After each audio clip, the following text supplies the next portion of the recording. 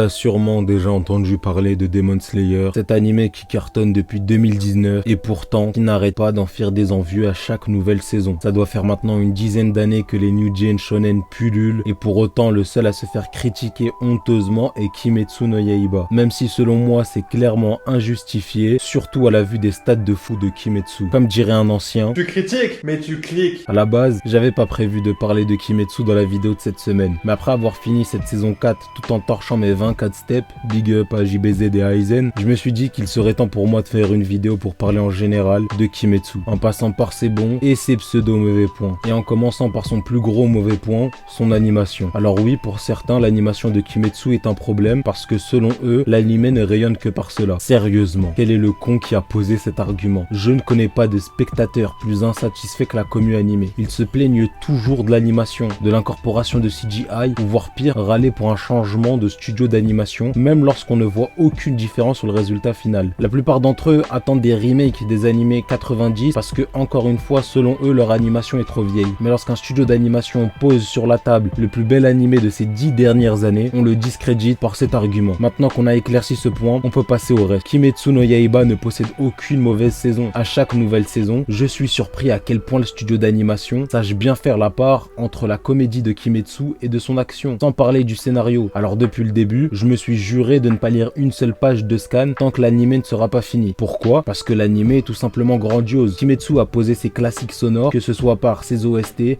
opening, etc. Kimetsu est tellement complet que certains le surnomment en animé commercial. Je ne sais pas pour vous, mais si pour passer du bon temps devant un animé, il faut qu'il soit commercial, ça ne me dérange alors pas du tout. Parlons rien que de la saison 1. En une seule saison, Tanjiro, selon moi, a fait mieux que le retour des 2 ans des Mugiwara. Tanjiro sauve sa sœur, qui est une démon.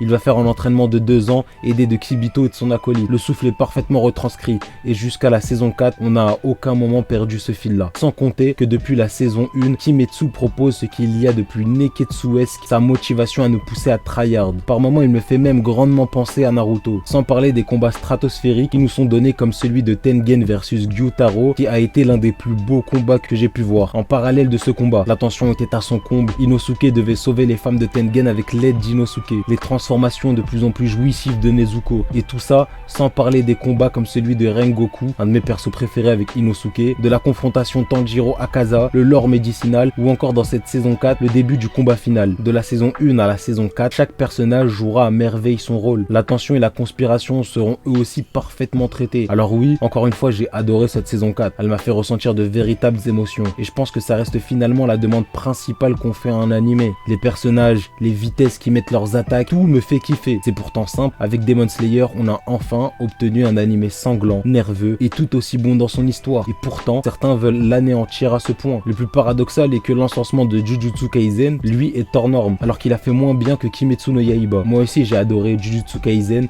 avec sa saison 1 et son film. Et c'est cool de voir ces new gen d'animé comme un véritable Eldorado, parce que c'est ce qu'ils sont. Mais cette saison 2 de Jujutsu, je l'ai trouvé franchement très mid. Hormis pour l'apparition de Toji et de son histoire, la saison 2 n'en valait pas l'attente. Et le pire, c'est qu'avec l'encensement de tous les gamins sur la saison 2 de Jujutsu Kaisen, ça m'a même dégoûté. Pour revenir à Kimetsu, bien sûr qu'il possède des petits points faibles comme absolument tous les autres animés, mais c'est trop un manque de respect envers son univers et le travail fourni dont il a fait preuve que de le rabaisser à un petit animé commercial. Je suis même pas un si grand fan de Kimetsu, il est même pas dans mon top 3 animé. Et pourtant, je suis présent à chaque nouvelle saison, et à chaque nouvelle saison, j'adore, car Kimetsu me fait tout simplement bien sentir vivant. Je t'invite à me suivre sur Patreon pour me soutenir et avoir accès à plein d'autres bonus, surtout que je suis très actif là-bas. Mais c'est pas tout, je suis aussi en live tous les mercredis après-midi sur Twitch. Et putain, ce power-up de fou de la saison 4.